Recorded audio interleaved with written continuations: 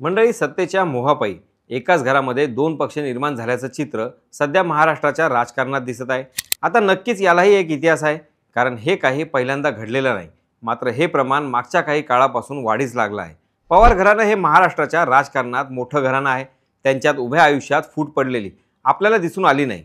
मात्र सत्तेच्या खुर्चीनं पवार घराण्यालाही फोडलंच. विधानसभेच्या तोंडावर आता फुटीचा हाच पाडा गिरवला जात आहे. राज्यातील प्रस्थापित नेत्यांच्या मुलांनी आपल्याला हव्या त्या पक्षातून उमेदवारीची संधी न मिळाल्यानं उमेदवारीसाठी दुसऱ्या पक्षाची निवड केली. यावरूनच अखेर पक्षाची निष्ठा महत्त्वाची नसून सत्तेची खुर्ची महत्त्वाची आहे, असं यातून प्रतिबिंबित होतं.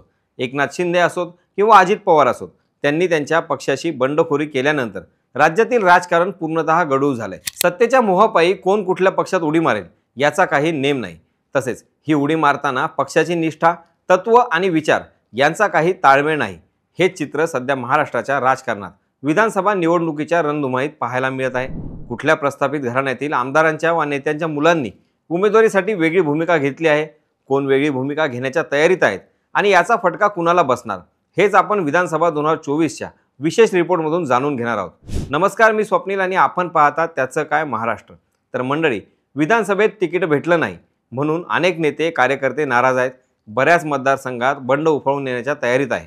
पण हे बंड आता प्रस्थापित घराण्यातही होताना दिसून येत आहे.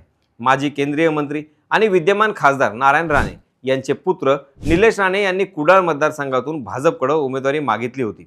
विशेष म्हणजे निलेश राणे यांनाही उमेदवारी मिळावी याकरिता नारायण राणे यांनी सुद्धा अनेक प्रयत्न केलेत.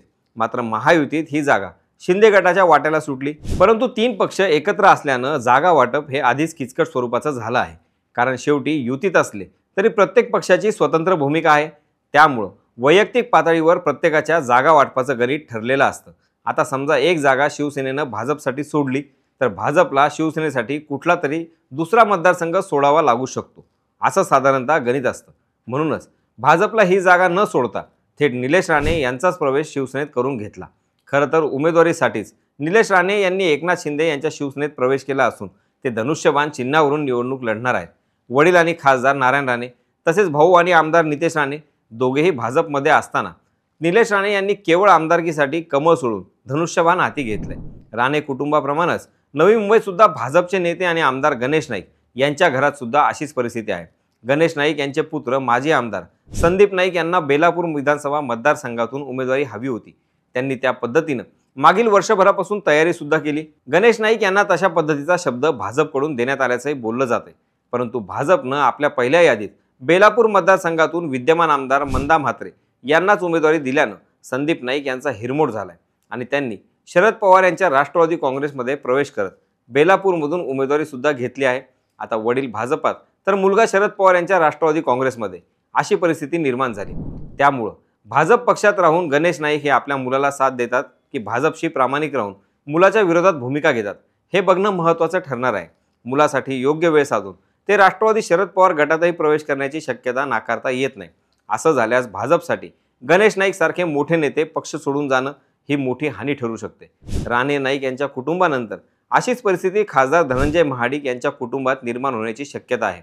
धनंजय महाडिक भाजपकडून राज्यसभेवर खासदार आहेत, तर त्यांचा मुलगा कृष्णराज महाडिक हा कोल्हापूर उत्तर विधानसभा मतदारसंघातून निवडणूक लढण्यास इच्छुक आहे. परंतु ही जागा एकनाथ शिंदे यांच्या शिवसेनेकडे असून त्या जागेवर राजेश क्षीरसागर हे शर्यतीत आहेत. अशा परिस्थितीमध्ये एकनाथ शिंदे यांनी कोल्हापूर उत्तरची जागा भाजपसाठी न सोडल्यास कृष्णराज महाडिक हे धनुष्यबाणावर निवडणूक लढण्याच्या तयारीत आहेत. आता सगळेच नेते भाजपकडून उमेदवारी मिळत नाही म्हणून शिवसेनेत येऊन निवडणूक लढवत असतील तर मग शिवसेनेतील इच्छुकांचं काय, असाही प्रश्न उपस्थित होतो. म्हणूनच शिंदेंसाठी ही इन्कमिंग फायदा की तोटा, हेच गणित सध्या गोंधळात टाकणार आहे. भाजप नेत्यांच्या घरामध्ये जे काही घडत आहे तसंच चित्र अजित पवार यांच्या राष्ट्रवादीमध्ये सुद्धा आहे. राष्ट्रवादी काँग्रेस आणि अजित पवार गटाचे नेते आणि छगन भुजबळ यांचे पुतणे माजी खासदार समीर भुजबळ हे नांदगाव विधानसभा मतदारसंघातून निवडणूक लढण्यास इच्छुक आहेत.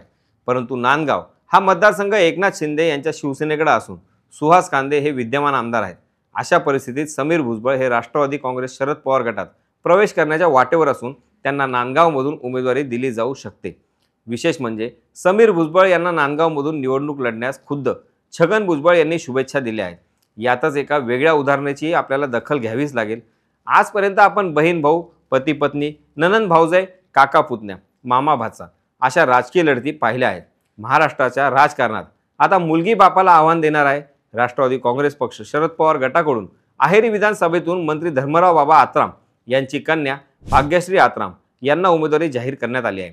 त्यामुळं अहेरीत आता पिता विरुद्ध पुत्री अशी लढत होणार आहे. काही दिवसांपूर्वी भाग्यश्री यांनी वडील धर्मराव बाबा आत्राम यांच्या विरोधात बंड करून शरद पवार गटात प्रवेश केला होता. तेव्हापासून अहेरी विधानसभेतील राजकारणाची राज्य पातळीवर चर्चा होत होती. ही गोष्ट महाराष्ट्राच्या राजकारणाला धक्का देणारी आहे. विशेष म्हणजे नुकत्याच झालेल्या लोकसभेतही हीच परिस्थिती दिसून आली. लोकसभेत शिरूर मतदारसंघाची जागा अजित पवार गटाला सुटली आणि शिवाजीराव आढळराव पाटील यांनी अजित पवार गटात प्रवेश केला. कारण शिवसेना शिंदे गटात असणारे आढळराव पाटील यांनी या जागेवर दावा ठोकला होता. शिवाय अजित पवार यांच्याकडे अमोल कोल्हेंना आव्हान देण्याइतका तगडा उमेदवार नव्हता. त्यामुळं ऐनवेळी राष्ट्रवादीत प्रवेश करत आढळराव पाटील यांनी निवडणूक लढवली, परंतु त्यांना यश आलं नाही. याशिवाय मुंबई उत्तर पश्चिम विधानसभा मतदारसंघातही अमोल कीर्तीकर यांना उबाठा गटाकडून उमेदवारी मिळाली होती. तर त्यांचे वडील गजानन कीर्तीकर हे शिंदे गटाच्या रवींद्र वायकर यांच्या प्रचारात होते. या मतदारसंघात विजयी घोषित होऊनही फेरतपासणीत अमोल कीर्तीकर यांचा अवघ्या 49 मतांनी पराभव झाला. त्यावेळी हा मतदारसंघ चांगलाच चर्चेत होता. एकंदरीतच काय तर सत्तेच्या मोहापायी एकाच पक्षात फूट पाडत कुणाचा मुलगा, कुणाचा पुतण्या, कुणाची मुलगी दुसऱ्या पक्षात प्रवेश करीत आहे. तसंच हे करत असताना पक्षनिष्ठा, तत्व, विचार याला तिलांजली दिली जात आहे. खरं तर हे इथेच थांबणार नाही, तर या यादीत अजूनही अनेक जणांचा समावेश होणार आहे. निलेश राणे यांनी धनुष्यबाण हाती घेतलंय. तो महायुतीचाच एक भाग होऊ शकतो. परंतु संदीप नाईक यांनी शरद पवार यांच्या राष्ट्रवादी काँग्रेसमध्ये प्रवेश करून महायुतीतून महाविकास आघाडीत उडी घेतली. अशात नारायण राणे, गणेश नाईक, धनंजय महाडिक, छगन भुजबळ, धर्मराव बाबा आत्राम यांच्यावर पक्षाकडून काही कारवाई केली जाते का? त्यांना कुठल्या पद्धतीची ताकद दिली जाते आहे का? हे बघणं महत्त्वाचं ठरणार आहे. आपण या लढतींचे अपडेट वेळोवेळी घेत राहणारच आहोत. मात्र या गोष्टीचा येत्या काळात महायुती आणि महाविकास आघाडीला फटका बसणार का, याबाबतचं तुमचं मत आम्हाला कमेंट बॉक्समधून कळवायला विसरू नका. बाकी राजकारणाच्या आखाड्यात आपली नजर कायमच असणार आहे. तेव्हा कुठेही जाऊ नका, पाहत राहा, सबस्क्राईब करा. त्याचं काय महाराष्ट्र.